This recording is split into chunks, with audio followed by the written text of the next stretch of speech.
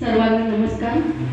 या समोरच्या व्यासपीठावर बसलेले सर्व आदरणीय प्रतिष्ठित नागरिक, माझे सन्माननीय सतत या केंद्रातील शिक्षकांसाठी विद्यार्थ्यांसाठी धडपडणारे आणि माझं केंद्र सर्वश्रेष्ठ तालुक्यामध्ये नवे जिल्ह्यामध्ये राज्यामध्ये कसं पुढे येईल आणि गुणवत्तेसाठी पण फार त्यांचा अट्टास आहे असे माझे आदरणीय माझे प्रेरणास्थान आदरणीय मोरे साहेब, त्याचबरोबर माझ्या शाळेमध्ये असलेले सर्व शिक्षक वृंद आणि माझ्या मुख्याध्यापिका गांगुर्डे मॅडम आणि विद्यार्थी मित्रांनो, आज आपण डॉक्टर बाबासाहेब आंबेडकर यांची जयंती साजरी करत आहोत। इथे विद्यार्थ्यांनी भाषण केली, त्यांनी बरीचशी माहिती सांगितली, त्यांचा जन्म कुठे झाला, त्यांनी काय शिक्षण घेतलं, त्यांचं कार्य किती आहे हे आपल्या सर्वांना ज्ञात आहे।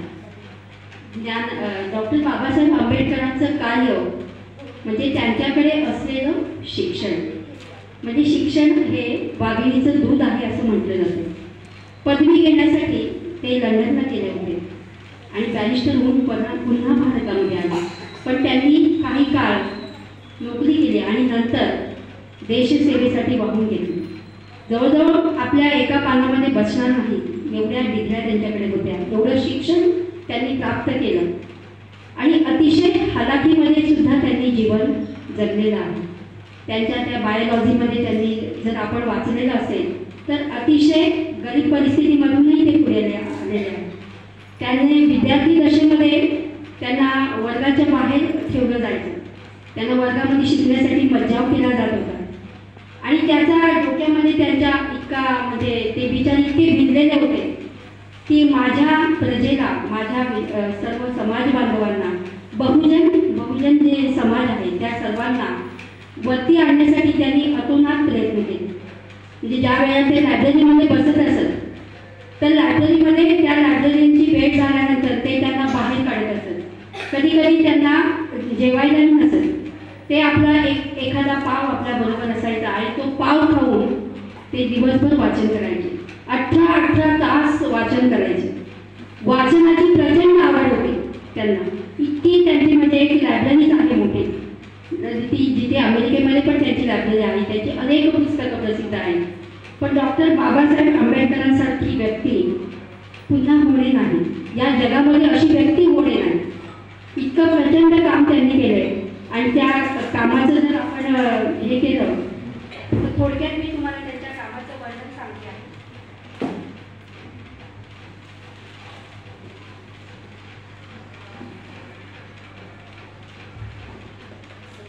बघा, सर्वप्रथम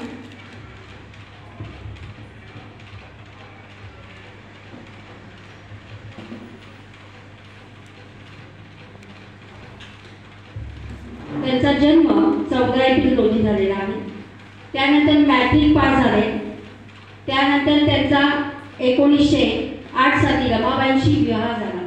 आता काही विद्यार्थी इथे रमाबाई म्हणून आलेले आहेत, वेशभूषा केलेली आहे त्यांनी, आणि जवळजवळ BA परीक्षा उत्तीर्ण झाले। त्यानंतर उच्च शिक्षणासाठी त्यांनी अमेरिकेमध्ये प्रयाण केलं।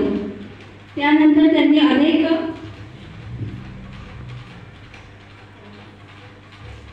भारतामध्ये भारतरत्न ही पदवी देखील त्यांना मिळाली। त्यानंतर त्यांनी PhD केलेली आहे। त्यानंतर अनेक अर्थशास्त्रामध्ये सुद्धा त्यांनी PhD केलेली आहे।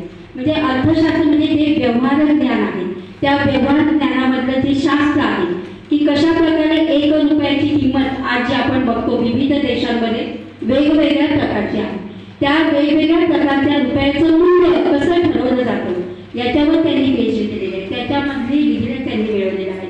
त्यानंतर त्यांच्या म्हणजे परिस्थिती जी होती त्यांच्या घरातली, ज्यावेळेला त्यांच्या मुलाचा मृत्यू झाला, त्या मृत्यूनंतर त्या मुलाच्या मृत्यूवर कफन सुद्धा टाकायला त्यांच्याकडे नव्हतं।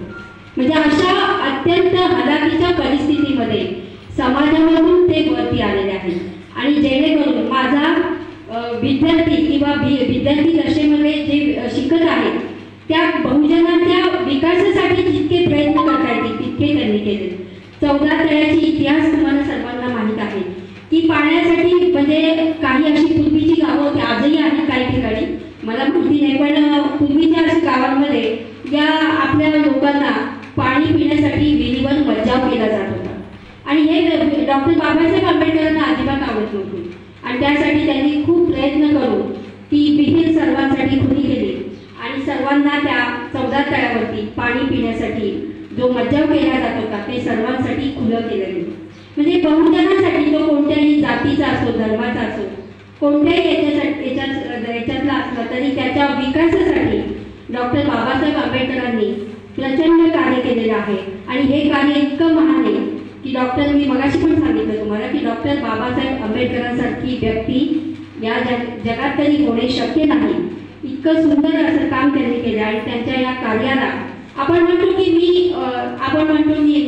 जय भीम, मी जय शिवराय, आपण सर्वांची जयंती साजरी करतो, पुण्यतिथी साजरी करतो. पण बालमित्रांनो, जयंती आणि पुण्यतिथी साजरी करत असताना त्या फोटोला हार घालतो आपण, त्यांच्या प्रतिमेला हार अर्पण करतो. पण त्याच्यामध्ये जे गुण आहेत ते गुण जे घेण्यासारखे आहेत ते आपण घेत नाही नेमके. म्हणजे सर्वांचा सन्मान करणे, सर्वांना शिक्षणाची दारी खुले करून देणे. आता इथे बोधिसत्व म्हणून इथे शहापूरमध्ये खूप मोठं वाचनालय उघडलेलं आहे आंबेडकरांच्या ट्रस्टनी.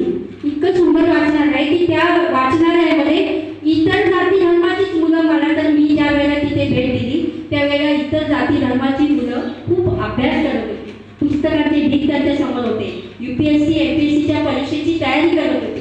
म्हणजे इतकं महान कार्य या बोधिसत्वामधून, संस्थांमधून, विविध संस्थांमधून आज करत आहे. असंच माझं म्हणणं आहे की तुम्ही पण मोठे झाल्यावरती डॉक्टर बाबासाहेबांच्या प्रत्येक गुण जो आहे ते गुण घेण्यासाठी आपण अंगीकारले पाहिजे.